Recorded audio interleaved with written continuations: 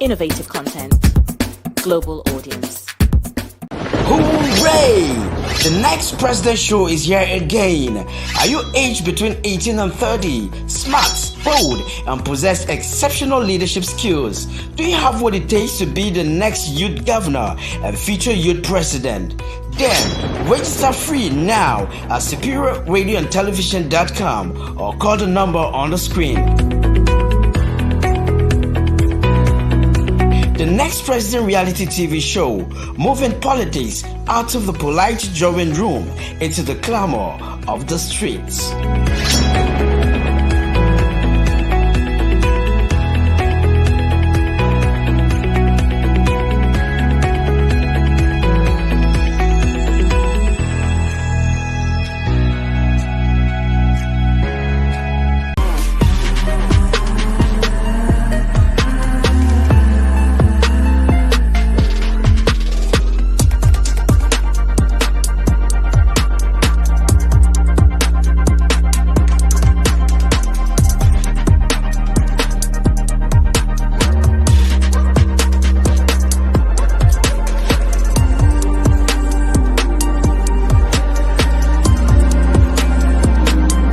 Nomination is ongoing. Contact us at info@superiorradioandtelevision.com or via +234 814 358 2856 or +447 459 513 619. Forward by SRO TV in partnership with the Federal Ministry of Information and Culture, elevating good leadership in our world. Yes, hello, good evening, and welcome to this special broadcast on SRO TV. I am Daddy Kris. I'm standing in tonight for Inside Nigeria. Normally, this is what you see all my other presenters doing, but I'm here tonight because I have some special guests, and we'll be rocking the floor right here, right now. While we're waiting for one or two people to join us, I want to tell you what Inside Nigeria is about. Inside Nigeria is the show where we look at the activities happening in the country. Is it all right? Are you happy with the life we live in? Can we do better? So perhaps that's one of those two things we try to find out what is going right, what is wrong, and what we all can do to make it better. On today's show, we'll be taking a good look, a very, very close look at the Nigerian judiciary. Perhaps when we say the Nigerian judiciary of today, we're talking of the Nigerian democracy, Nigerian politics of today, because we have the three arms of government. Luckily, we have the executive, they form the president. The legislature are the lawmakers. The Senate and the House of Assembly, they are all part of the lawmakers. So they form the legislature. But the most, and the one we don't talk about mostly, are the judiciary. It has come to a point in Nigeria today where the judiciary, in fact, it's their time. Because after every election, they will say, go to court. If you are angry, if you agree, they say one thing, go to court. So meaning the last hope of the common man, in this case, is actually the court, which is the judiciary. And if I have a fight with anybody, really, if I can't get justice with the police, the next thing I'm going to do is actually redress in court. So the court is so important and is the last hope of the common man. And that's what we'll be looking at today. As I joined this, I had, before Prof will join us, I have an able person. He's more than able himself. He'll be joining me right here, right now. I'm talking of Chief THEODORE OCHUKO. Let me tell you one thing about him. I don't want to introduce him, but I don't know him. We'll be talking about the labor movement. He cannot shy away from being a big supporter of the labor movement. And I call it a movement because I don't know it as a political party. Before we go into the judiciary, I want to bring him quickly on board and let us talk about this. THEODORE, you're welcome to this beautiful evening. You look gorgeous. You are truly a honorable chief. Welcome to the show, sir. Thank you very much, Daddy Kris. Yes. I like the regalia. This is the thing I want to see, sir. You're welcome. Let's a quick one. Let's quickly look at Nigeria. Nigeria today. We have the three arms of government, definitely. We don't know what to say about the executive, but they're doing their part. The lawmakers are trying to do the thing. Are you satisfied with the judiciary as it is, sir? Well, the judiciary, like you said, it's one of the arms of government in Nigeria. We have the executive, we have the legislative, and we have the judiciary. Unfortunately, I'm not satisfied with the judiciary because there's a perception, I use the word, perception, that the judiciary is not independent. They are being manipulated to make their judgments and to deliver their judgments. So that's not that's Yes. not a way of Yeah. Go on. yeah, that's clearly not satisfactory. It's not a satisfactory way of having a system. A system should be pure, true, and simple. As easy as that is said, it is tied with so much bottlenecks of difficulties of manipulation by powers that be. So yeah, in answer to your question, I'm not satisfied with the judiciary in Nigeria. Don't you think, because I think what Buhari did before he left, the former president, he did something right, I think, by making sure the allocation going to the judiciary goes directly to them. Because this is the thing with the judiciary. It is the presidency or it's the executive that will appoint who will be the chief judge or the chief justice of the federation. All those appointments are coming from the executive, making it already independent because he who if I appoint you, I appoint somebody who will be loyal to me. Why would I appoint somebody who will fight me? So perhaps is that one of these things we should be looking at? Is that the cause of the problem? No, quite frankly, that's not the cause of the problem. Someone needs to appoint you.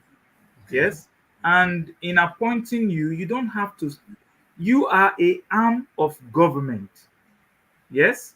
The executive, they have their role in our constitution. Yes. The judiciary, they have their role in our constitution. And the legislatives, they also have their role in our constitution. So whether you are appointed, elected, or otherwise, you have your role as dictated to you by the constitution. So you don't have to it's not a situation of who pays the piper dictates the tune. No, the tune is enshrined in our constitution. And if we don't follow it, and we start being dependent on who appointed me or who nominated me, then of course you are already in breach of the Nigerian constitution. Yeah, I mean, I appreciate that because if I am going to appoint somebody, I can say that right away. That I'm not going to bring in somebody who's going to give me trouble. So if I'm the president, I'm bringing somebody, I'm bringing somebody on my mind. But this brings us to the really important thing, which is he who pays the pipe, who plays the pipers, dictates the tune. Is the payment, who the allocations. If you see what has happened in Nigeria to date, we see having it to the local government chairman. They're crying at the moment. The money does not get to them. So the state governors are controlling the activities of the local government. And that happens with even the House of Assemblies in all the states. And I think that is still what is happening in the presidency. You find that when the president has something to say, they can just go and buy the whole of the House of Legislators because they have money. The whole money is coming from the presidency. Perhaps, don't you think if they say, okay, Nigerian allocation, the way they made it clear, so percentage goes to the judiciary, so percentage goes to this, so that they know the money will come to them, independent of who is there. The president must not determine how much comes to us, because at the end of the day, the governors and the president are actually starving the House of Assembly, the legislature, not to even talk of the judiciary. So who are the legislature to make noise when the executive is talking? Now we are in the trouble with the judiciary, being satisfied with them or not, but somebody is paying their salary. Other than appointing them, somebody pays their salary. And that person, if you mess up with him, I'm sure you're not going to get paid. Don't you think so? No, I don't. And this is where we get it wrong. Okay. Yes. What you have clearly enumerated is defined as corruption. Okay. Because I nominated you, because I appointed you, then you must do the wrong thing. That's a big word. I pay your salary. I pay your salary, so you must do the wrong thing. To you. Yes. Yeah. I have power over you. Hold on, because I pay your salary, you must do the wrong thing. That is corruption. That is the definition of corruption. That is the canker worm that we are dealing with in Nigeria. But there's power here. He who pays, we have the power. He can choose to pay you more. No, you have to understand that because you are in charge of the payment, it's not your money. That money is Nigeria's money. Agree. So whatever you are paying for, you are paying for the Nigerians, for the people of Nigeria. You're not paying because you want to dictate the tune. It's not your money. Yes. If you are paying the judiciary from your salary, then of course you can do what you like because that's your money. This is money from the country. You cannot utilize it to pay people and dictate what the people should do. Exactly. That is clearly the cankerworm called corruption. I And agree. that's what I we're agree. dealing with today. I agree with you, Chief. No story about that. It's corruption. But unfortunately, we're giving it room here. I'm of the opinion that they should not be paid by the executive. But let's come to the next the election that's just come and gone. All right. Now cases are in court. One, the amount of time it takes to determine these cases is sometimes even disheartening because we got an election, people have been sworn in. They've been maneuvering. In fact, the governors are busy spending. The president is now all over the world talking to Nigerians. He has been to UN. He's back, and cases are in court. What can the judiciary do here? I had a conversation with my lawyer friend over the election the other day, and I told him frankly. I said to him that we have spent billions of naira to enable INEC, the Independent National Electoral Commission, deliver for us a flawless election. So much Nigerian taxpayers' money spent on that election. And then you are asking me to go to court to spend even more money for the court to decide who the winner of an election is. And then I said to him, why are we wasting all this money? If the judiciary is the final stop, then we might as well convert the judiciary into the electoral commission. Exactly. So let them do the job. So we don't need to waste more money going to court. Nigerians are poor people. Well, quote unquote. Yes. So why do we have to waste all these resources? We have spent first. Yes. And now we're going to court. We are going to court to spend even more money. Umpires. So we have two umpires here. One referee will blow, another one will say no. What is it? That's the two referees we have. Yeah. I agree with Why you. not just give the job to the judiciary since you are the last stop? So judiciary, from moving forward, you are now the electoral commission. Come on, give us a plan how you need to do it. So there will be no court to go to. When they come up with the result and say that's the result, then it's final. It's final. Yes. So we save Nigerians a lot of money. Listen, I know that the judiciary, well, it's not official, but I know that they are being bribed. People are giving them lots and lots of money to deliver judgment in their favor. You see, but for the judiciary to do that, because there are two people, they know the law, they understand the implication of the law. Because for your mate to say, I sentence you to prison, that is what you see. A judge that sentenced somebody to prison is because the person has committed an offense. Sometimes you are fellow citizens. Somebody telling you for this you are going to so years imprisonment. The judges, they understand the implication of breaking the law, and if they go so low by collecting bribe, I can understand police, but for a judge, a reasonable judge, a respectable judge to take bribe and do things against his conscience, against the law, not even conscience, against the law, that is scary. That's scary. It is. And I don't know whether people understand that the law is the will of the people. If the people of Nigeria say, you can knock on my door or you can break through my door, come and take my television, that's fine. That's the will of the people. It's true. And that's law. The will of the people is law. If the people say, if you break through my door and you take my TV, you are a thief and you have broken the law, then you are not on the side of the law. True. So the law punishes you. But if you are on the side of the law, you are obeying the will of the people, then the law protects you. Yes? Yes. With our judiciary, I know they are doing so much to say, before we pronounce a judgment, we want to see the evidence. Because quite frankly, they were not there when the incident happened. Yes. So you need to provide them with the evidence of what happened. Yes. So based on those evidence, they can then pass their judgment and make pronunciation of guilty or not guilty. Exactly. Yes? But where the situation where before you pronounce judgment, you look behind you and say, hey, now this man give me money. Oh, am I going to say this against him? That is the canker one we're dealing with. In Nigeria, I agree. Yes, so that and brings it's us, deep. that brings us to this very, very big day. And this moment in the history of Nigeria. Cases are in court. Cases are in court. I'm coming down to the presidency because we just had a case passed yesterday in my state, Delta State, where the court upheld the election of Sheriff. We'll come into that. And so cases are not, let's just look at the two because you are from Delta State and you are from Nigeria. Are you familiar with what happened in Delta State? Are you satisfied with that judgment? I was in Delta State during the election. Okay. Yes. And I was all over my local government council, Ughelli South. I was there on ground. The results my agents gave to me from all the polling agents were won, well, not all, but majority of them were won by the executive governor, the current governor of Delta State, Sheriff Oborevori. Yes, he won. Okay. Yes.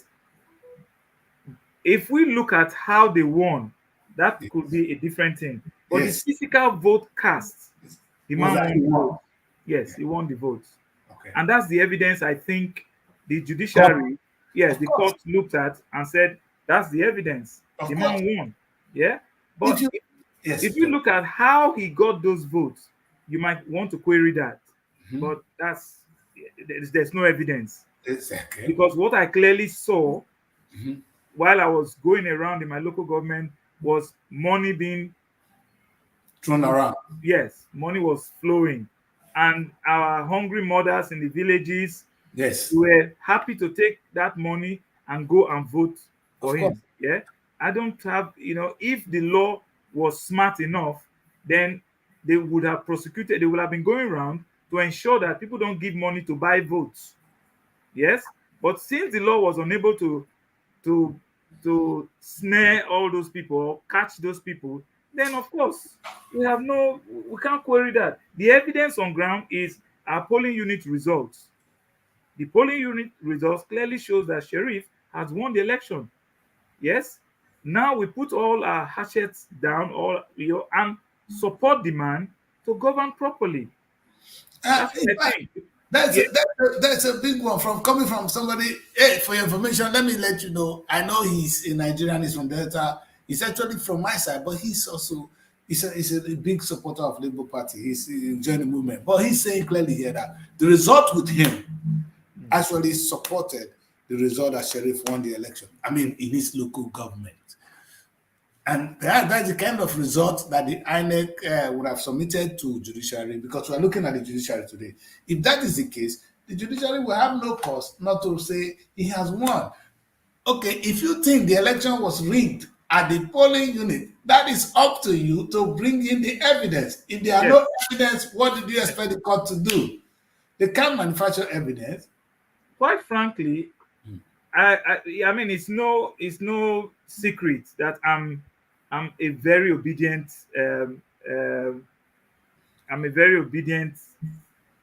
man. Yes. Your second name is Obedient. That's what I said. Obedient. I worked so hard for Peter Obi and for the labor movement. Yes. However, I have the governorship candidate of Labour Party from Delta State is also my very close friend. Yes, I was with him all throughout the election, So if I'm saying in my local government council, I was there, I saw those results, and what I saw clearly shows that Sheriff won the election. Yes. However, that's not to take away other local government area. I don't know what happened in other local government area, but as far as my local government is concerned, that's the situation in my local government. Yeah. Right. So the judiciary.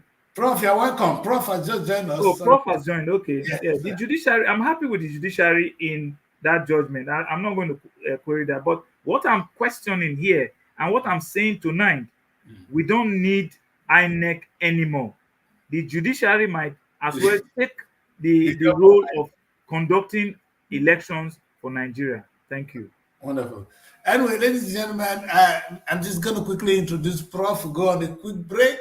And when we come back, Prof will be here with us to talk about this issue. Thank God we've not got into the presidency. We'll be getting to that. But let's quickly welcome Prof. Prof, you're welcome to the party, sir. Pleasure is mine. Good evening.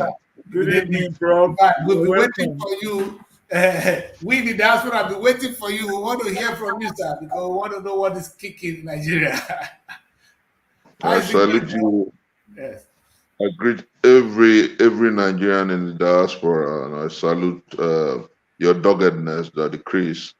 I salute my brother Olorogun, and we'll keep the beat. We'll keep the struggle on until a Nigeria that will truly make our children proud is bettered, until a country where due process and decorum is achieved, until the judiciary becomes the hope of the common man, not the trauma that we have today. We will continue to do what we're doing. We'll give our best, because whether we like it or not, every generation out of relative obscurity discovers its mission, fulfills or betrays it. Those were the words of Franz Fanon. And I think that in today's Nigeria, those words are far more strident, far more engaging, far more demanding now than ever. Okay, so what we're going to do, I'm going to go on a quick break, and when we come back, we're going to get on to the discussion. The discussion tonight, this is Inside Nigeria, and right here you can see the two able men of the highest repute. You can have them here, and this is how the height it can be. Tonight we're observing the role the Nigerian judiciary is playing in our current democracy. Don't go away, just be there, because you're going to get a lot from this conversation.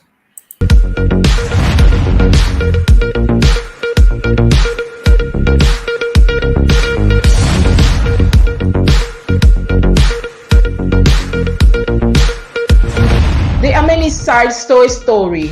Is there anything like good or bad? Do we have advantages or disadvantages? Is there a right or wrong?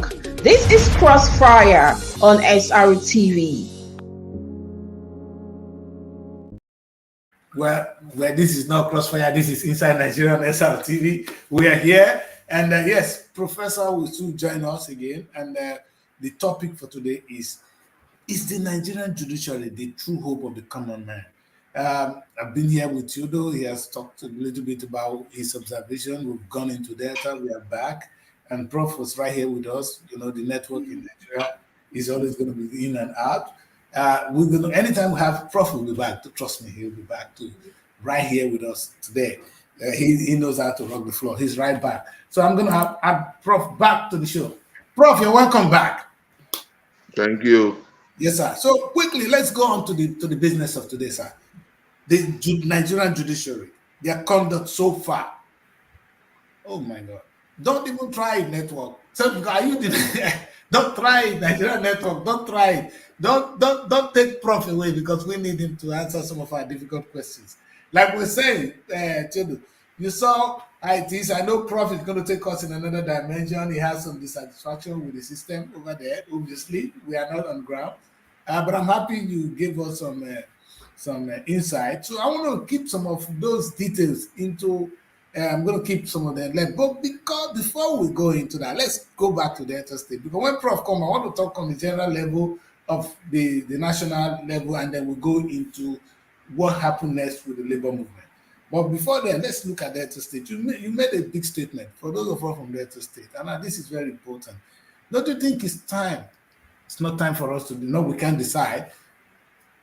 What's the way forward for us, especially those of us in the data central, because it's an opportunity for us to produce a governor. We've got a governor. Now cases are in court. We'll come back to that before we end this show. All right, Prof is right back. Let's go to the national campaign first. I won't leave you there. Let's go to the national campaign. I know why I'm doing this. All right, I don't want to drown it. So, Prof, like I was saying, the judiciary, they say, is supposed to be the hope of the common man. it's not the case in Nigeria. What I asked two questions already. Is it because they are being paid by the executive, or they are number two, or because they have been appointed by the executive? Why are they not in? Yes. Let me say very quickly, and this is important, that oftentimes when we try to lay blames on the appointing protocols or process, we make a whole lot of mistakes. And I say this advisedly. It was in this same country that we had Justice Kayode Shaw, that we had the late Socrates of the Supreme Court, Chukwudifo Oputa, that we had Ayo Erikefe and several other people, Tio Elias and several other people, and they were appointed by the executive. Yes. The unfortunate, and it's a tragic scenario here, is the fact that we have men who have lost their dignity, their decency, and their commitment to due process. And I say this without fear of querulous critics. Now we have given up our soul to mammon. The love for money has become far more stringent, far more worrisome and worrying than it was before now. Remember that it was also in the same country that we had judges who would say to the military, even under military rule, that they were not going to pander to their terror and their, I was in detention several times under the Babangida and the Abacha regime, and judges gave us bail against the threat by the military. And so you ask yourself, what has become of the Nigerian judiciary? And I will blame the political operators who have, and look at what became of the last election. Now the popular cliche everywhere is rig the election, whatever, and then you go to court. Go to court has become a very appalling cliche now. It gives you the impression that, oh, whatever you want to do, we own the courts. That's actually what they're trying to tell us. We can do whatever we want to do and get away with it. And so the time has come for us, Nigerians, wherever you are, to begin to make demands of leadership in this country. I think that we've never had it this bad. This is a descent to abyss. This is a descent to the worst of it, and it is a tragedy of sorts. Look at the decisions coming out from several courts. Now it's become the judiciary for hire. It's become judgment for pay. It is abysmal, Daddy Kris. And I think that now Nigerians everywhere in the world must begin to join those who are here. Use the hashtags that you can use whatever forum and fora that you can access, and tell the Nigerian judiciary that the world is watching them. Look at the whole camera has shifted from the Nigerian judiciary to America, where, as it were, it does appear that the judiciary, mother justice, is truly blind. It does not care who you are. Now Nigerians are expecting the judges in America to order that the things that should be done here be done for them. You understand? It's a tragedy of sorts. The Supreme Court, on the 6th, let me say that Kris and my brother can come in. On the 6th of September, the judiciary here regaled us to a theater of the absurd. It was a dance macabre. For 12 hours, they read a judgment that is way removed from the law. A judgment perhaps that was written for them somewhere. And shamelessly, they threw away fundamental issues. Shamelessly, they refused to interpret the law. Shamelessly, it was like what one of my friends told me about 15 years ago, that in Nigeria, we're running a democracy where it's wuru to the answer. You choose an answer, and then you begin to drive the vehicle to that answer. So they had a predetermined position, and then they needed to either coerce, threaten. If you remember the judgment now, you on the one hand, the judges will berate the Labour Party, berate the PDP. Yeah. On the other hand, we applaud the other. It's a dance macabre. I tell you, but I believe that God, who runs the human pilgrimage, has not gone to sleep. And I thank God for the resilience of the obedient movement. I thank God for Nigerians in the diaspora. I thank God for the commitment of our people who are saying that never, ever again are they going to watch this last sending go unattended. All right, Prof, because I'm coming back to that, because the judges will say, can I just add to what Prof has just enumerated? Nigerians are still wimpish. If we had an iota of this decision that has happened in Nigeria in any country in the world. Okay, I'll give you an example. In Israel, the prime minister wants to alter a phrase in their judiciary. They've been on the street for a year protesting. In Africa, the reverse is the case. The military are doing the job of the citizens. There's no need for the military to take over any government. The civilians are supposed to be on the street to get rid of any stupid government. But the civilians are wimpish. They are all sitting at home. All they do is complain and complain and complain. No one is bold enough. When you talk to them, they say to you, "Oh, they will bring the military to kill us." How many can the military kill? How many? Are you sure that the young people did not? Nigerians, if we all come out and say this is wrong, we will make the change, not the military to do it for us.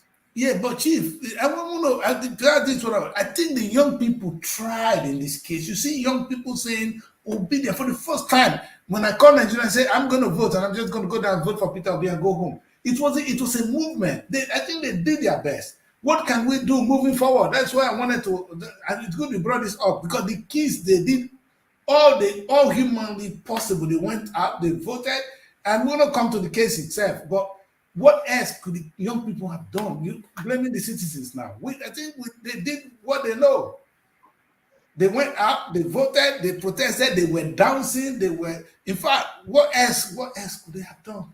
Daddy Kris, let me say that I understand where Olorogu is coming from. And that same pain agitates the mind of so many young people here. Tragically, like you noted, they stepped out to vote. They campaigned, they mobilized. But unfortunately, and I think it was one wise man who said a long time ago that you shouldn't be worried about those who cast the votes. You should be worried about those who count the votes. Yes. Okay. And tragically, those who counted the votes sold their soul to mammon. Tragically, those who counted the votes sold their families and their generation to poverty and slavery. And I'm saying this strongly because, you see, there is no market where Mahmoud's siblings and relations will go to, and they will tell them, because you're a Mahmoud, you're going to buy dollar for 200 naira as opposed to 1,000 that it presently is. That's how bereft of every sense of decorum and reality that these people are. We had the worst election in our historicity. Not even the one superintended over by the military was that bad. We had violence everywhere. Let me make you laugh about the level of hypocrisy of the present watch. Our election was far more bloody and bloodied than the coup in Niger. But these people came up with some grandstanding to tell us that they wanted to return democracy to Niger. In Niger. On the one hand, Nigerians were celebrating the overthrow of a government that was more of the puppeteer and the puppets Yes. of foreign control. That's true. The people trooped out to the streets to celebrate it. On the other hand, we had an election on the 25th of February, and when Nicodemously, on the 1st of March, they announced a man that Nigerians did not vote for, it was melancholic. The streets were quiet. It was dead frustration everywhere. So look at the man who comes to power without celebration and fanfare, telling those who are celebrating that they want to respond. How more? It's just You know, I don't understand, you know, and that's exactly why when I talk about, but thank God for these young people who have refused to cower. Remember, it was my mentor, Martin Luther King Jr., who said long time ago that a man cannot ride your back except it is bent. Interestingly, I hear a lot of young boys and young girls who are saying that they're finding it increasingly difficult to call the present watchman in Aso Rock their president. That they're finding it increasingly difficult because they know that he stole the mandate. They're finding it very difficult because they know that his victory, quote and unquote, did not meet the provisions of the Constitution. They're finding it difficult. And so, interestingly, one of the leaders of the present administration called me once and said, when will your people get tired? When will your people stop these Twitter spaces? When will your people cower? And I said to them, until justice is done. Daddy Kris, I don't know whether you are aware that I have a Twitter handle today that goes by the name Governor of Abuja State. I saw it, sir. I want to come into that. And they're finding it very difficult to cope with it. You know, but that's the truth. You know, long time ago, that you go to court. I like that. if you don't like it, go to court. You know, now let me even make you understand the depth of it. Okay. It was that great African American woman, Sojourner Truth, who said, and I quote her, that every so often I get confronted with an unjust law, I tell myself that this unjust law must be disobeyed. Yes. Because disobeying an unjust law is actually the greatest respect. Yes. Greatest respect for law, for the law. Yes. I agree. Prof is coming back. Don't go away. Don't go away. We're going to have Prof tonight. I was coming to the cross of the question, my question for the evening. When Prof come back, we're going to do that. I don't want you to weigh on that because Prof is going on with this slogan too. He's coming up with it saying, hey, I am the governor of FCT. Yes. If you don't like it, go to court because it's become a slogan. Anytime they do something, of course. You see, this is the problem. You know, this is the crux of the matter. Let's not call it a problem. You are setting precedents that are wrong. Precedents that will have knock-on effect on generations to come. I agree. When I was in my community during the election, during the Guba election, after the children saw what they did to Peter Obi, one of them came to me that he would like to be, they called me Ose, said he would like to be a politician in the future. I said, why? He said, because they will not need to vote for him. I will use money and buy the vote. I mean, that is a child talking to me. You know, this is the problem. And it just breaks my heart that the judiciary, these politicians who have bags of money, hypocritic people, don't understand what they are doing to the future generations of Nigeria. It takes years to repair things when they go wrong. And perhaps two things Prof was talking about, very important here. You know, we're talking about, I call it, in my language, I call it there's a military coup, and there's something I call the civilian coup, because by the time you use money to buy the election, or you use money to force it, because there are two things you can use to to chase the woman. You can either give her a lot of money or you rape her with a gun. The military is taking it with a gun. All Nigerians, they're raping us with a lot of money. They give you a lot of money, vote for me. And either way, it is a coup. So by the time you don't win election based on the will of the people, it's equal to a coup. We'll come to that. That's perfect. You see, we Nigerians need to understand that it is not, the people who are in governance. Yes, and quite frankly, it goes to the political parties. Why would you bring somebody who is spent as your candidate? We'll come to that. Oh God, Yeah. why Prof? If we had everyone, Yes, in all the political parties at more or less the same standard as we have everywhere else in the world, then it really doesn't matter who becomes the president or who becomes the governor of that, that particular state. So my question this evening, I will yield to Prof. Let him finish before. yes, sure. Prof was saying something, but let me ask one the cross of this evening. Be fair. I know the judiciary, we can blame them as much as we want. The case before the judiciary is that it lacked some element of merit. According to them, the evidence presented before them are not enough to throw the elections away. Now we are going to the Supreme Court. I understand that. But how? What was it? Prof, are you satisfied with the evidence presented to the court? Because that is what the court is going to use in any case. We can blame those politicians for being able to do the groundwork, but the case that came to the court this is what they presented before me, and that is what I act upon. How can you blame the judiciary for that, sir? Let me say very clearly, Daddy Kris, that oftentimes when we talk about the weight of evidence that was before the justices, you ask yourself first, because people being smart by half. What evidence are you looking for that was not put before the justices? What evidence? Now, as a lawyer, when we're in law school, we're taught about one great jurist.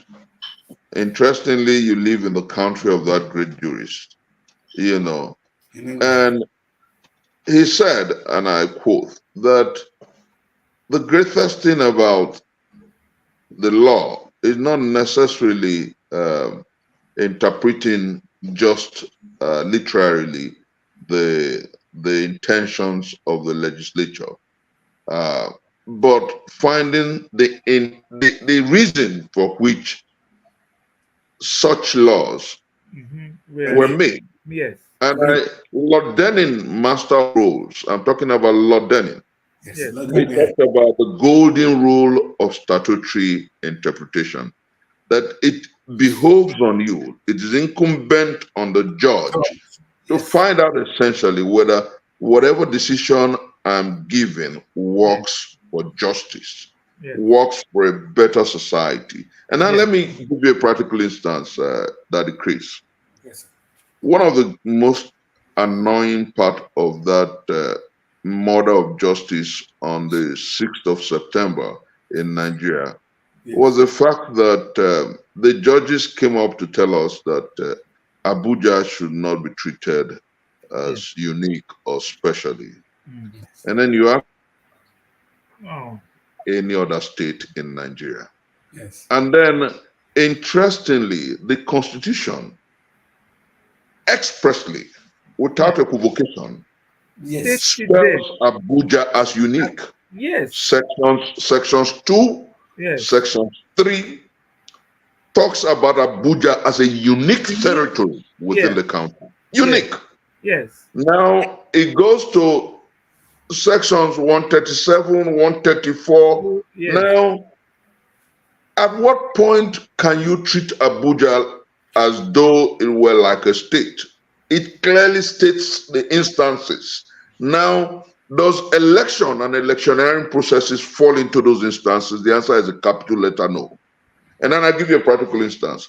Why do you have to win 2/3 of your local governments in the state to become governor?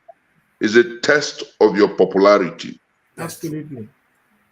Now, who is, as it were, who is going to superintend over Nigeria from Abuja? The governor of Abuja, so to say, is the president. Should the president not be popular in the territory from which he will govern? Yeah, of course. What they are trying to tell us is that if the president had the president scored only 1% of votes in Abuja, he still can be president because he has won 30 states. How much sense does that make? Now, where in the world, remember we went to school.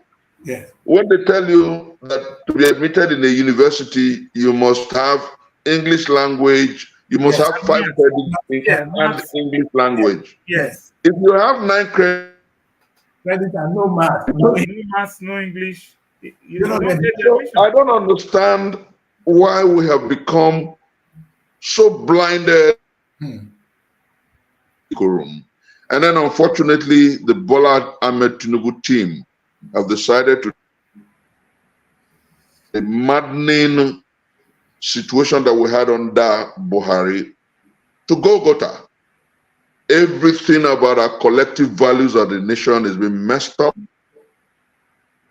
Genes of morality is being messed up. Everything about due process and decorum is being messed up. Under Buhari, falsehood was elevated to one of the instruments of state. But under Tinubu, falsehood have become the article of state. Yes.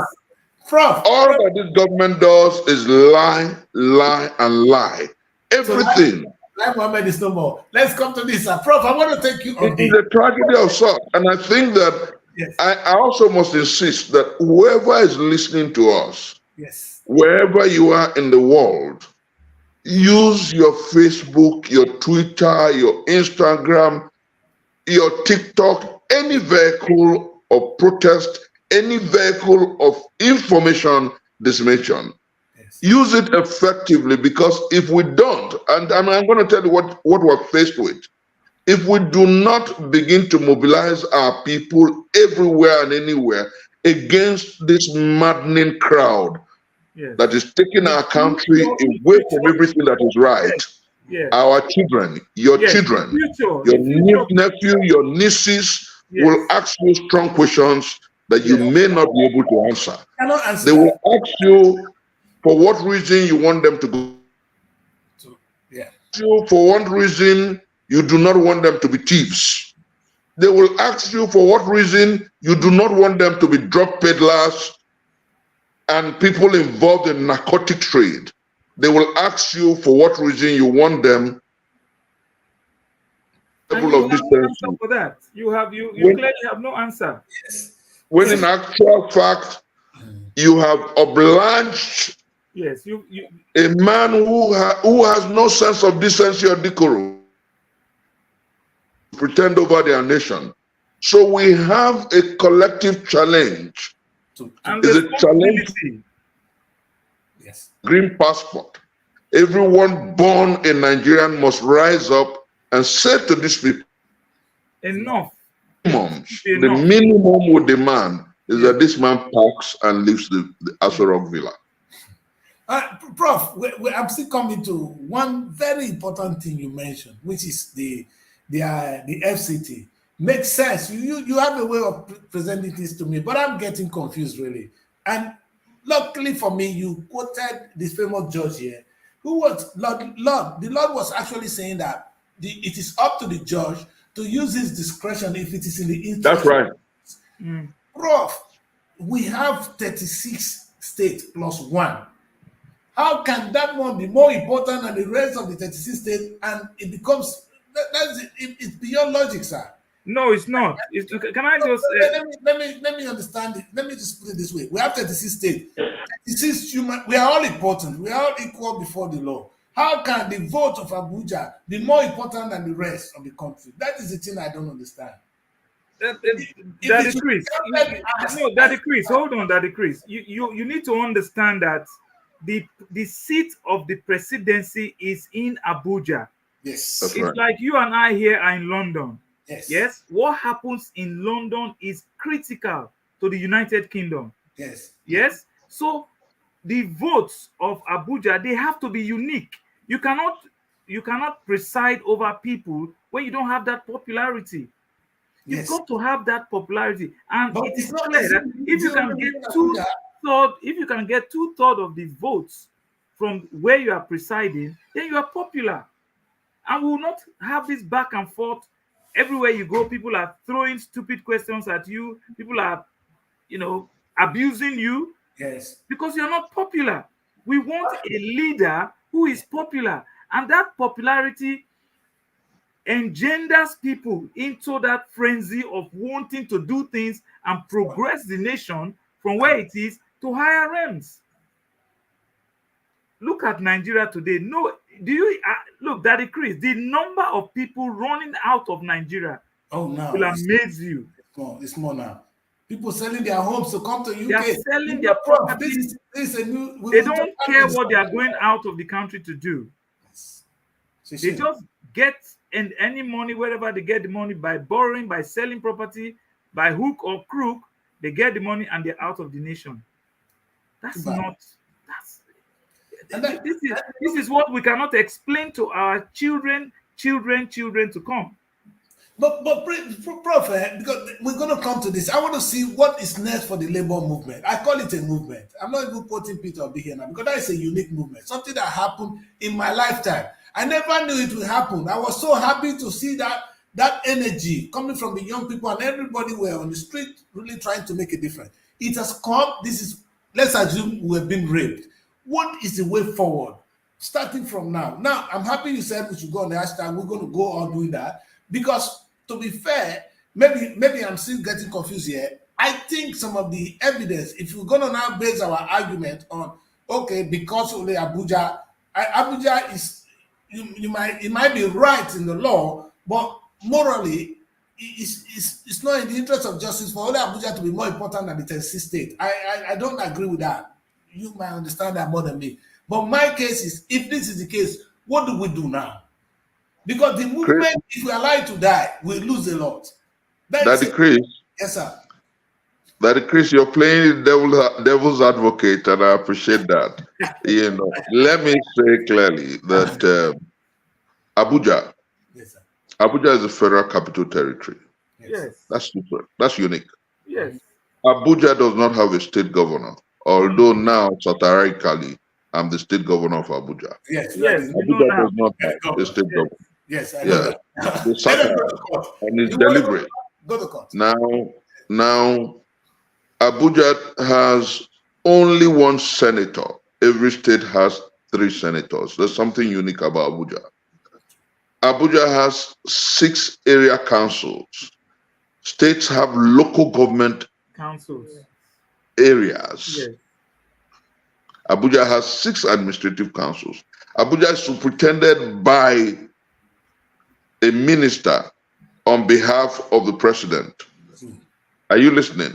Yes, sir. Abuja is unique because Abuja does not have a legislative arm. The National Assembly makes law for Abuja. Do you understand how unique it is? Wow, okay, it's a nice. Now, completely unique, completely different. So those who are trying to tell us that there's nothing special or unique are being smart by half. And now let me tell you what the Constitution intends, where those who drafted the Constitution, what they envisaged. For you to be governor, a local government chairman, there's a measure of popularity that is expected of you at the polls. Yeah. Now, if you're going to superintend over Nigeria from Abuja and you're the president, you should be deemed to have won some measure of popularity, at least 25% of the votes cast in Abuja. Yes. Now, since 1999, every president that superintended over this country won 25% of Abuja. Yes. Now you ask yourself, why is the APC bent on messing up with our laws, messing up with our collective morality, messing up with our constitution? And then why are the members of the judiciary interested in destroying everything that is left of our collective values? That's question number one. Question number two, Kris, which is very important. On the 6th of September, what the judges did was to tell any Nigerian kid to go steal, loot, forfeit some monies, hide from the law, hide from the law for 10 years, and surface after 10 years, then your sins are forgiven. Yes.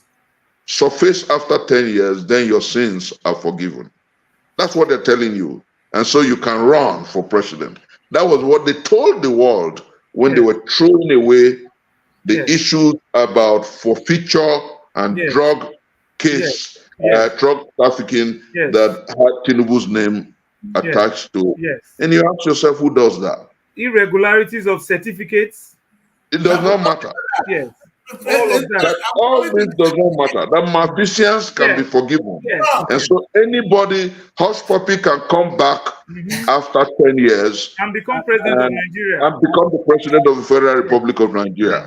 You know? Now, but let me say here, because the second part of the question that you asked is very important to me. What happens with this movement?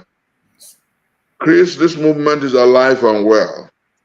As you and I talk, you have well over 2,000-3,000 persons every day engaging on issues. As you and I talk, there is one of the spaces of the obedience. There has about 2,000 persons online now talking. People are engaging and ventilating ideas. People are protesting and talking and pushing ideas. Let me give you a very practical instance. Before that judgment came, you saw the hashtag all eyes on the judiciary. Billboards, flyers, t-shirts, posters. Those are self-sponsored projects. Peter Obi did not put money into it. Atiku Abubakar did not put money into it. Those young people put together resources to bring these issues to the fore. And as we proceed, while looking at what the Supreme Court will come out with, these young people are out again, and they are tirelessly uncowed. They are absolutely resolute. They are committed to the quest for a new Nigeria. And Kris, until that Nigeria comes to life, these people, they will not give up. No. You know, we're dealing with a generation. I tell them every time I talk with them, the obedience. We're dealing with a generation that is relentless, that is resolute. We're dealing with a generation that has come to, my daughter told me once, that their generation knows all things. Yes. That their generation wants to compete with every other, the teenager in the United States of America, the teenager in the United Kingdom. They want to cross-ventilate. They want to argue. They want to meet each other at the table of dialogue. And they want to come proudly as citizens of a great country. And so they are unwilling to allow a drug baron. They are unwilling to allow a man whose certificate is questionable. They are unwilling to allow a man whose victory at the polls defines the worst electoral larceny in our country's history to be their president. And these kids are resolute.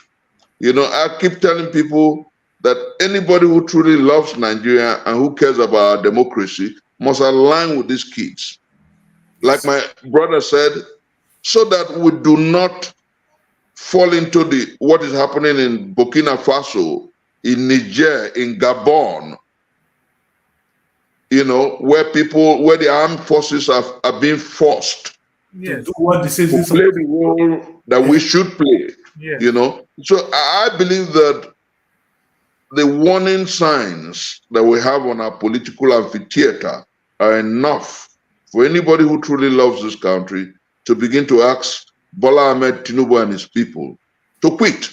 Interestingly, thank God for what NADECO in the United States, NADECO in the United Kingdom have come out to say, resign and stop embarrassing Nigeria. That Nigerians are not fakists. No. Nigerians are not known to forge certificates. No. Nigerians frown at such malfeasance, and so you cannot be the president of a country when your credentials are questionable. And I think that's the least that every Nigerian, every holder of the green, white, green, the green passport should be asking. Yes. We must aggregate, make it an international subject. Yes. We don't want this kind of precedent. No. I tell you that, Kris, Yes. it is not good for anybody who is Nigerian. No, it is not good for our future generation, our children's yet unborn.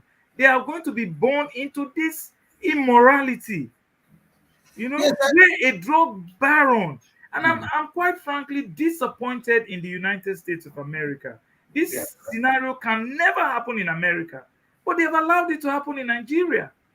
So these are two questions I have, and I'm going to put them together. Two things.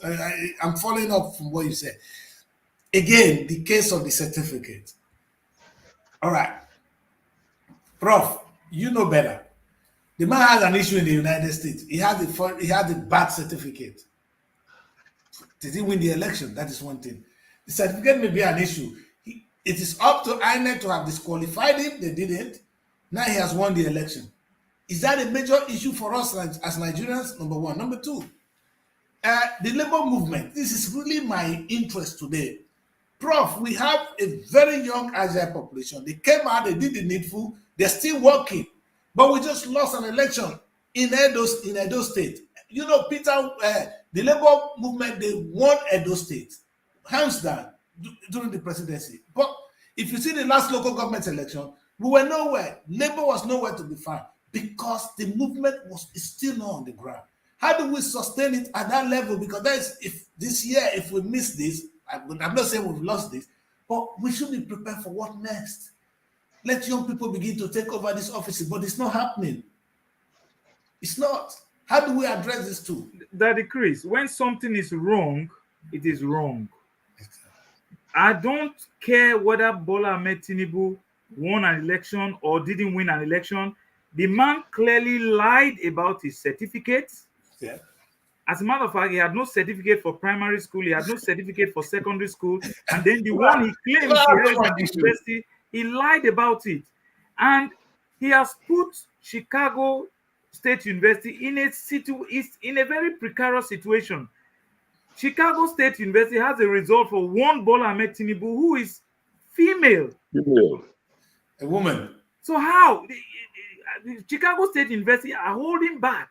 Their reputation will be permanently damaged if they come out and say, oh, this is the certificate. This certificate belongs to Tinubu, Bola Ahmed Tinubu, president of Nigeria. Whereas the owner of the said certificate was female.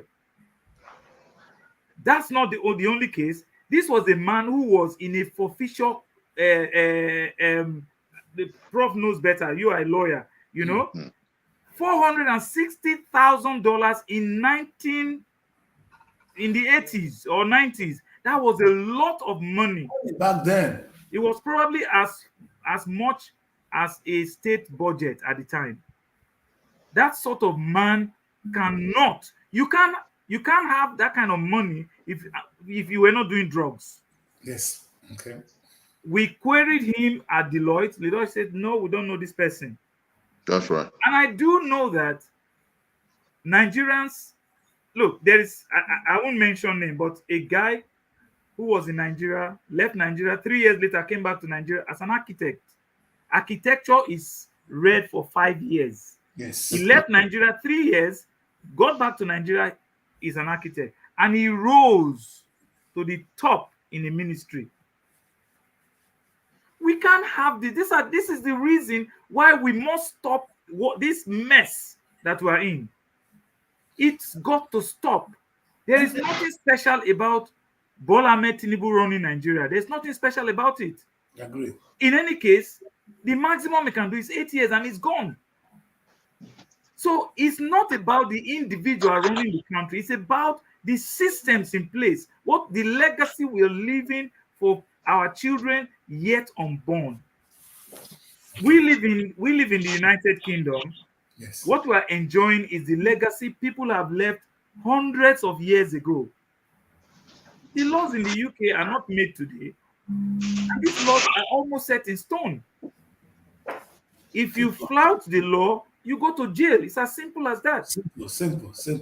We need to have such things. It's not about, look, Satan is laughing at Nigerians. He's having a good laugh. I can tell you that.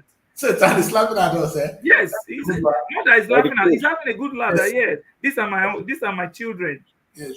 Because we all Nigerians are clearly seeing the evil and the badness that is going on in Nigeria. And this is the thing about the obedient movement. I'm proud of our youths who are obedient.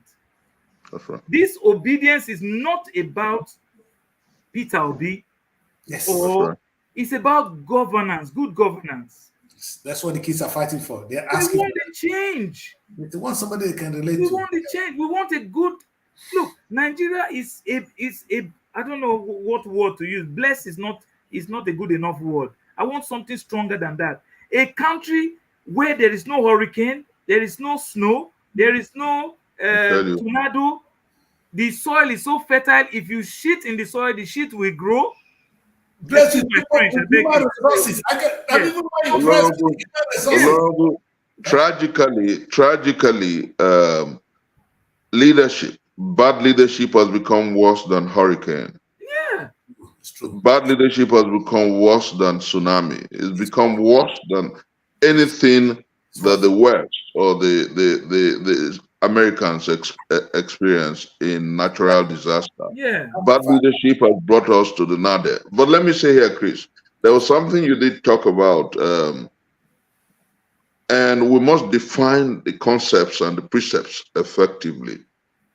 The first thing is, once I had a debate with someone, he said to me, every nation gets the kind of leadership it deserves. And I laughed. And I said, you don't borrow practices and statements from other climes and throw it into, you can say that where the electoral process is fair and square. You can say that where votes count. Not when they are civilian. It means that just like when Americans voted Donald Trump. Yes.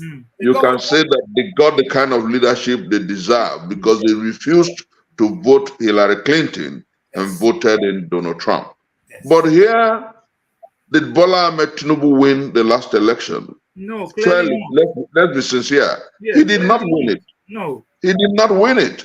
Now, in Edo State, where the state electoral body manipulated all the election such that Edo State, that is one of the most obedient states, yes, the Labour Party couldn't even win a ward or a local government chairman. Yes. Do you think that that was an election? Are you aware that Edo State has overtaken Liberia in the state with the worst election ever held? You remember in the 20s, yes, there was an election conducted in Liberia, yes, where the result that came out was even more than the population of the country at that time. Yes. You know, in Edo State, just a few days ago, yes, a councillor won his seat by over 1 million votes. A seat. And then you ask yourself, I'm telling you, and then you ask yourself, how many registered voters do you have in the whole state? Yes. That's how bad it is. You know, so what am I trying to say? Yes. That until we're able to revolutionize our electoral processes, Nigerians should not borrow statements from claims that have been tested. Yeah. I want to say without equivocation that even the people in Edo State knows that Edo State is far more obedient than even the PDP or the APC. We know that. They know that. And so even now that we're talking, let's even follow graphic. Our president went to the UNGA. Okay? Yes. Peter Gregory B was in Indonesia. Who did, to address the Commonwealth gathering, who did the Nigerian people and the press follow more? Well, of course, they follow people. As you and I talk, Yeah. The president was in the United States Yes. for hunger. Peter Obi went to Princeton to a school to address as a speaker. The whole world is looking at what Peter Obi is doing, and that's what genuine leadership and popularity is. Absolutely. Now, since 1999, almost every Nigerian president has been to the UNGA, the United Nations General Assembly, met with the sitting American president.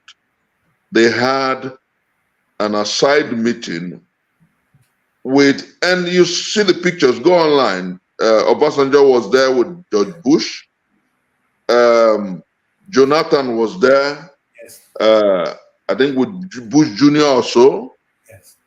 And then with Obama. Yes. Then what's his name? Buhari, that we said was clueless, was there with Bush. Here we have a president that some people who lack morality are saying that they are standing on his mandate, who goes to the UNGA, to the United Nations General Assembly, and could not, the sitting American president could not oblige him a 5 minutes meeting. He cancelled it. He actually That's how cancelled it. shameless. Yes. And some people are still telling you that we have a president. That's how shameless some Nigerians have become. Yes. And I think that it is beyond, this our call is beyond partisanship. Kris, let me say this. What we're talking about is beyond partisanship. It's Yes. beyond ethnicity. Yes. It's beyond religion. Yes. It's about the dignity of the people and a nation. Yes. It's about due process. Yes. It's about our integrity as a people. It's about the honor Yes. that we want the world to attach to the green passport. Yes. Until we rise up to these realities, Kris, until we begin to redefine our collective values and morality as a nation, Kris, until we begin to ask strong and fundamental questions about the way we want to be governed and where we're headed, Yes. and search for a country that works, will be like the wait for Godot. Yes. And just to add to this, Prof, we have been talking the talk. Now is the time to walk the walk. We're doing that. We're doing that. We're doing that.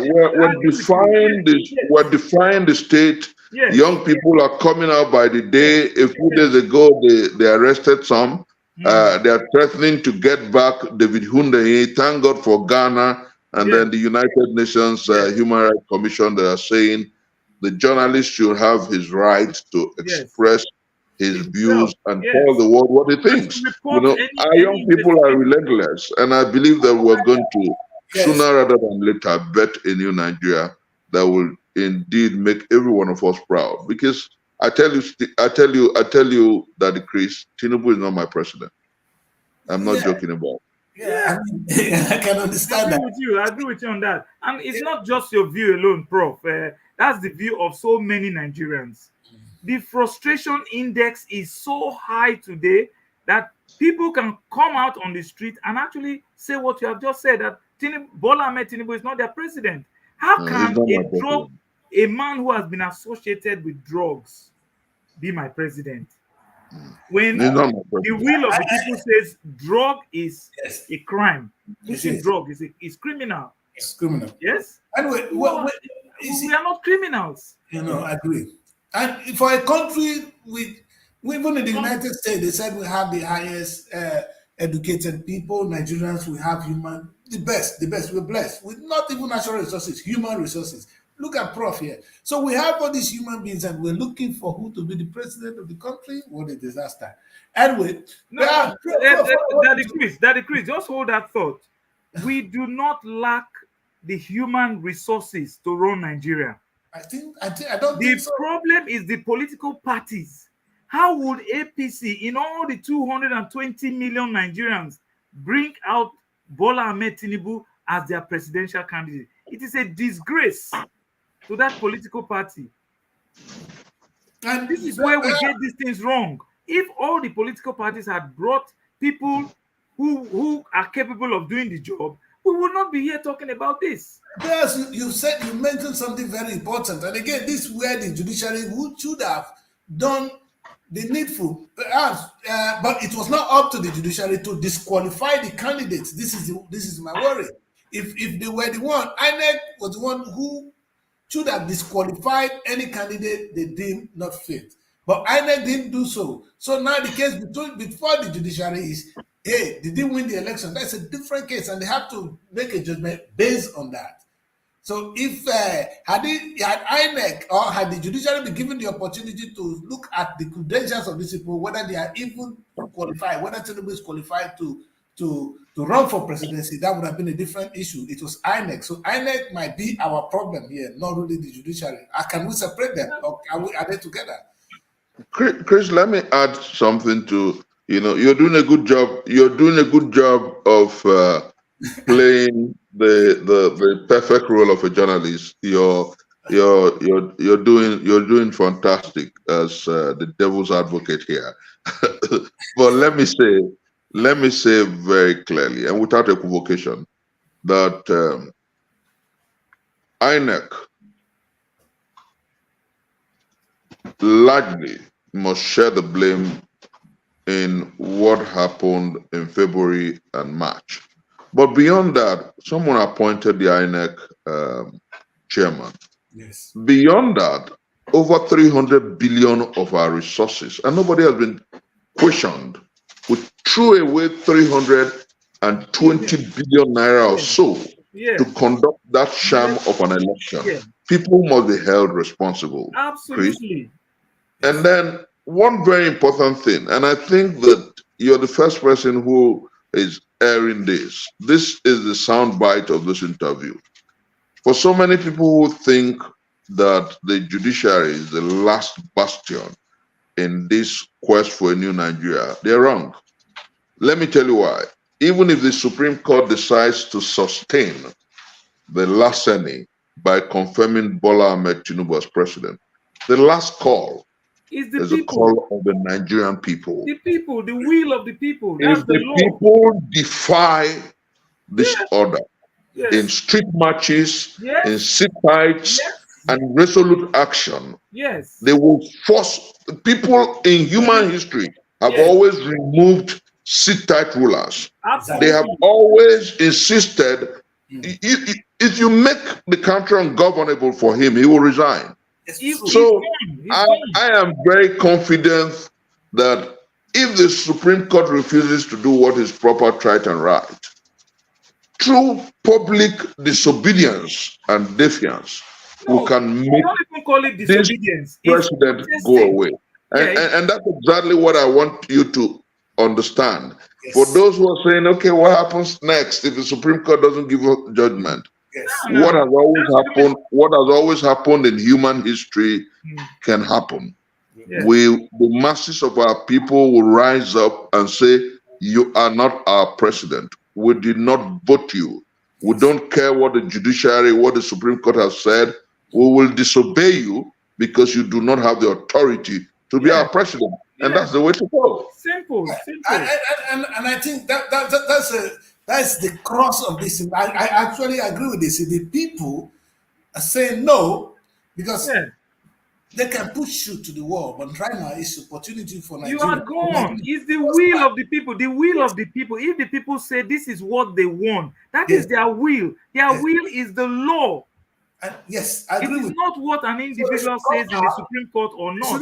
You see, that's why I want them to actually continue to do it. Because if my worry is this, if we couldn't do that at the local level, which is down to the state, that's why I intentionally bring in the case of Edo. Edo is definitely obedient.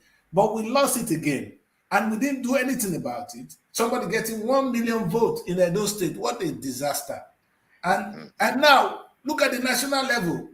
The battle it's overwhelming at this stage. I know Prof is saying that we're going to go on the street and try to get them down. With which will the kids are tired. They fought, they've cried. The elders are not listening. Daddy Kris, you don't speak for the kids. The kids are not tired. That's right. The kids are resilient. Okay. Look, when a man is pushed to the wall, that's when you see you see the other side of the man, because he turns around, it's a wall. He looks forward, you are coming to kill him.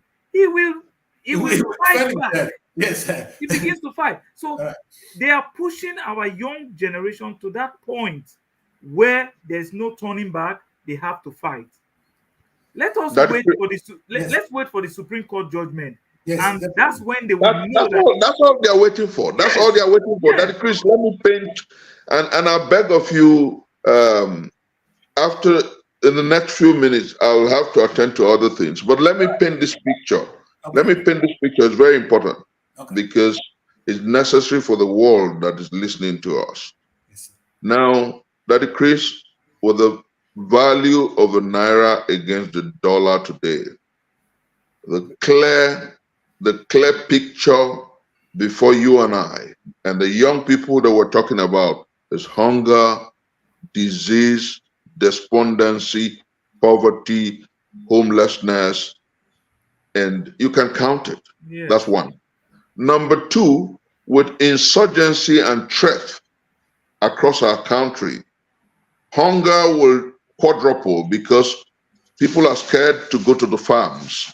yes. So remember during the French Revolution, I think it was Robespierre or somebody that said that when the people have nothing to eat, they will eat the rich. Yes. True. Now, these are natural situations that decrease. Yes. It is not, I keep telling people, somebody has asked me, at 52, you've had several years in prison and police custody, DMI, DSS and the likes, you still want to be there? And I said, those who will come after me will know that they're just chasing shadows because I'm not even the threat. The real threat are the young boys and the young girls on the streets. Yes. Now, let me tell you something. That Kris, in Abuja, where I presently live, what is happening everywhere today, across the past 1 week is car kidnappers kidnapping people with POS and asking for ransom. If you don't get the ransom early enough, they push you out of the car. Several people have died within the past 1 week. Now, that's how bad it is. Daylight robbery everywhere. That Kris, fuel price stands at 620 naira per liter. The same people who told us that for removal of subsidy, the price had to go up, have started paying subsidy. I told you, all they do is lies. Now, you ask yourself, okay, so if you're paying subsidy, why am I still buying fuel at 600? Come on, Daddy Kris, look at it. Now, these young boys and young girls process information. They are just waiting for the Supreme Court to do, whatever they want to do. Let's hear them. Let's wait first. Wait. The very day the Supreme Court bungles their hopes and expectation, I'll tell you, we all have to watch our backs. Yes. And that's how serious it is. Yes. Because it's a natural reality. You don't, I keep telling people, when you try to, how many people are you going to cower? Yeah. Are you going to keep down? Yeah. Are you going to keep down a man who hasn't eaten for days? Yeah. He's going to fight back. It's just like the story of, I remember, were they the lepers or something in the Bible, where they said to themselves, if we sit down here, we'll die. Of hunger, yeah. If we go out there, we may die. But let us go out. Perhaps, we'll find something to eat. Yeah. That's how serious. Yeah. That's how serious. That Kris, Yes. a naira, a dollar is about 1,000 naira today. Yes. A dollar. It's 100. It's 1,300 naira to a pound. Yes, that is it. That Kris, that's how bad it has become. Yes. You want to buy fuel to run your generator, that I passed my neighbor generator, that little generator, that our brothers and our sisters used to manage their small hair salon business, barbing business. That They spend as much as about 4,000 naira to fill up that small generator. How much do they make in a day? When a nation consistently builds and creates frustration, you know, I'm going to use 3 local aphorisms here. The child that refuses the mother time to sleep will not sleep. That man that takes a candy that belongs to a child and puts it up, he'll be hanging there. Will be restless. Because until he brings down that candy, that child will not let. Yeah. And then very importantly, you don't beat a child and refuse the child the right to cry. Yes. That decrease, this administration and those who support them are largely unaware of global realities. They are largely unaware of historical realities. Or maybe they have deliberately refused to tell themselves the truth. But you see what? What they sow, what they have consistently sown, they will reap. Because you see, it is a law of life, seed time and harvest time. Those who think that Nigerians will accept a drug baron, a certificate forger, a man whose mandate stinks, a man whose mandate is messy and mucky as their president, are perhaps dreamers. Yes. These young people, I repeat, these young people are only waiting. And they're saying, let's wait to see what the Supreme Court will do. If they fail, we'll take our destinies in hand. That's it. Thank you very much, Prof. Listen, there would be a better place to end this show. It's always a pleasure to have these 2 gentlemen. You know, when you hear them, they actually happen to educate me. And I really want to take something home here. It was the rich people that introduced the welfare package in Europe. And perhaps that's a big lesson for the rich and the educated or the elites in Nigeria. By the time there's an extent people will be poor, they'll come out. You know, the rich here in Europe knew that if there's no food, the poor people will definitely come out and harm them. That's what we're seeing in Africa, in Nigeria in particular. There's an extent people will get to. They're going to, this, like you said, Prof. Okay, if we're here, we'll die. If we go out there, we may die. Better go out and see whether we might be lucky. And that's what poor people will do. They will come after us.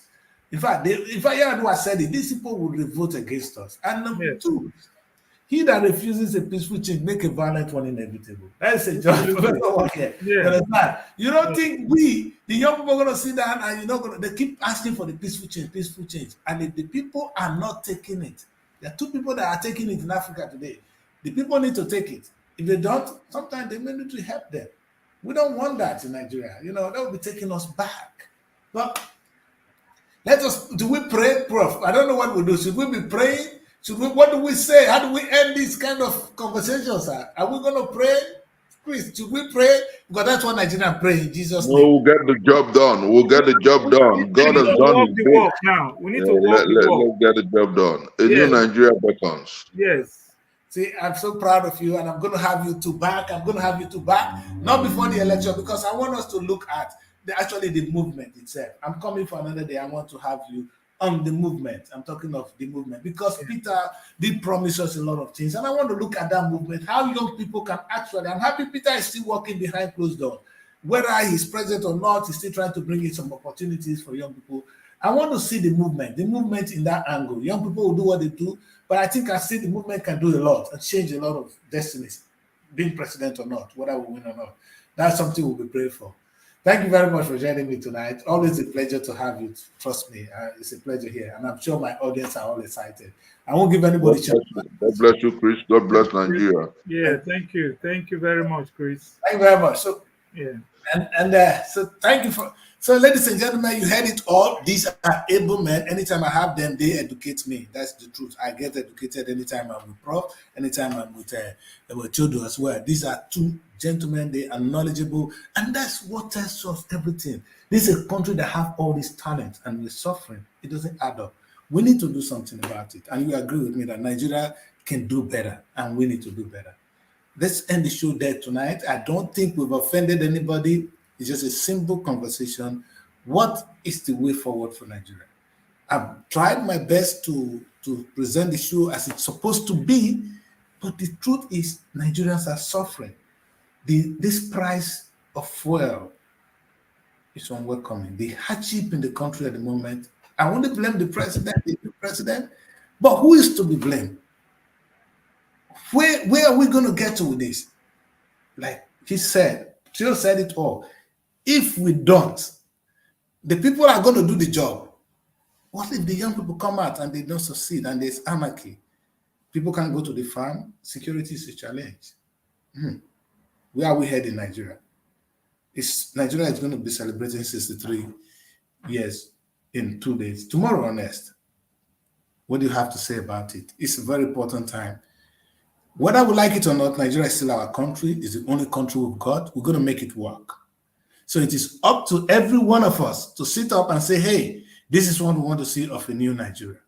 This 63 years is the time to do so. And I'm happy to be alive at this moment in time to see young people for the first time come out and say this is the country they want. I will employ anybody, being president, governor, whoever you are, to listen to these young people because we're playing with their destiny. It's their destiny at stake here. Please let us listen to them. Let us work with them. Let them help us build a better Nigeria. That's why I end the show tonight. My name is Daddy Kris, and this is Inside Nigeria. Good night, and God bless you. Hooray!